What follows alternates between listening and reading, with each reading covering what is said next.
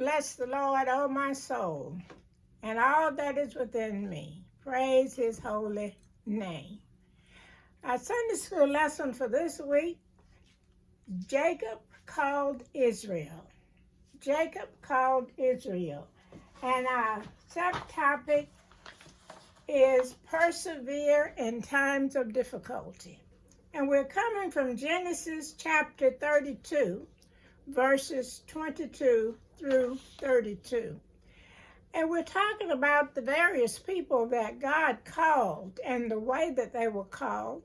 And today we look at Jacob's story. And last week's, in this year, we've learned that Jacob was born to his father Isaac and his mother Rebekah, and he was a twin. And we learned that they had different styles, and Jacob was more favored by his mother and Esau by the father. This kind of caused some conflict between the brothers. Jacob was a trickster, and he tricked his brother out of his birthright. Then, as they grew older, Jacob left home with his mother's help, and he went to live with her brother Laban.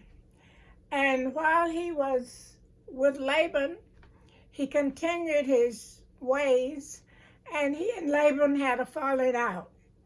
And now we are 20 years later, and we're going to see how God deals with Jacob. And as we begin our lesson today in Genesis 32, verse 22, and he rose up that night and took his 2 wives and 2 women servants and his 11 sons and passed over the ford Jabbok. Now, during that time, a husband could take more than 1 wife. And the women servants that served the wife served the husband also. So that was a practice then, not anymore, we hope. So, but Jacob had to go meet Esau. And in preparation for meeting his brother, he was kind of afraid because he knew he had mistreated his brother. So he got up at night and he sent his family on before him. And we're told in the next verse, and he took them and sent them over the brook and sent over that he had. In preparations for meeting his brother, he had gathered a whole lot of things that he was going to try to appease his brother with. So he sent all of that and his family on ahead of him. And Jacob was left alone. And there wrestled a man with him until the breaking of the day. After sending all of his people away, Jacob was alone. But then there appeared, some say an angel, our lesson says a man. But it was someone who wrestled with Jacob, made Jacob very uncomfortable to a point that he tired out, but he couldn't stop. And they wrestled all night long. Jacob struggled and with this person or angel, whoever it was, but it was someone that was used by God to get Jacob's attention. And when he saw that he prevailed not against him, he touched the hollow of his thigh, and the hollow of Jacob's thigh was out of joint as he wrestled with him. When God wrestles with us or causes us to wrestle with somebody, sometimes we get out of joint, and we have to get out of joint before we can get back in the right frame of mind. And this is what is going on with Jacob here. And Jacob said, let me go, for the day breaketh.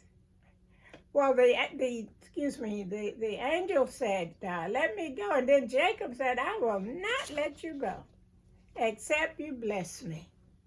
And sometimes in our deepest trouble, we have to hang on to God's unchanging hand and say, I will not let go until he blesses me and delivers me out of this situation.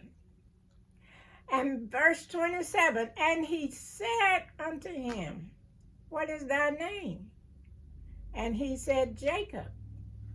And he said, thy name shall be called no more Jacob, but Israel.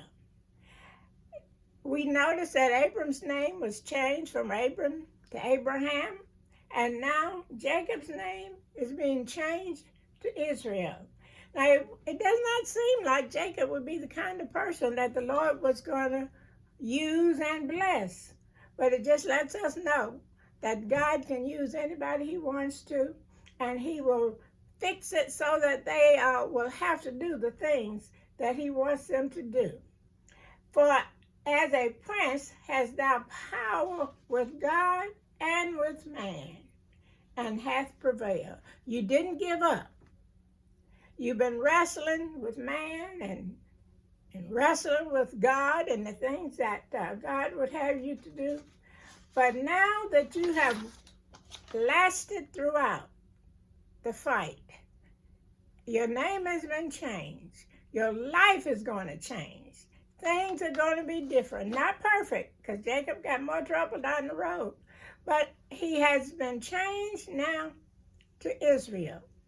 And in verse 29, and Jacob asked him and said, tell me, I pray thee, thy name.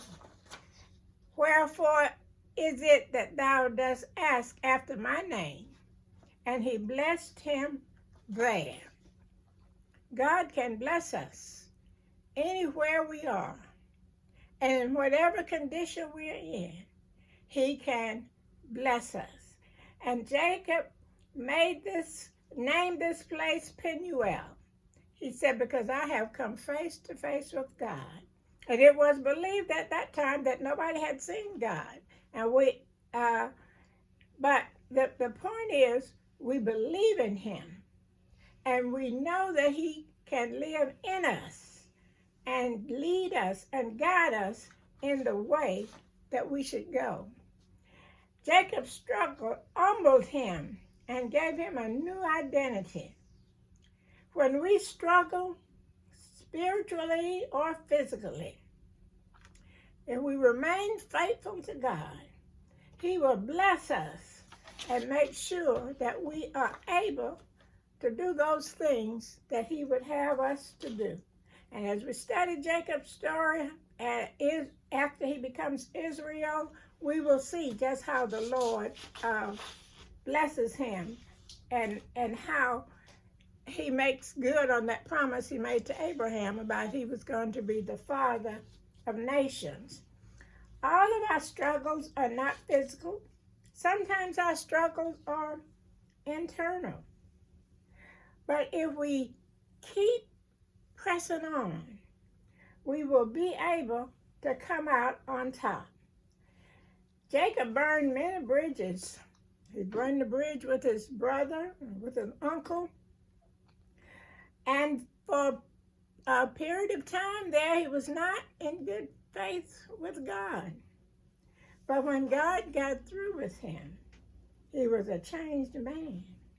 God met Jacob where he was and lifted him to where he wanted him to be. Our wrestling matches sometimes are strenuous, very difficult, but we can't stop in the middle of the struggle. If we're going to win, we got to go through. Jacob's struggle led him to repentance and to blessings. We used to sing a song called He's Calling Me. And I want you to know that he is still calling people. We can't decide whom he's going to call. That's all left up to God. But hark the voice of Jesus calling. Who will go and work today. Fields are white, the harvest waiting. Who will bear the sheaves away?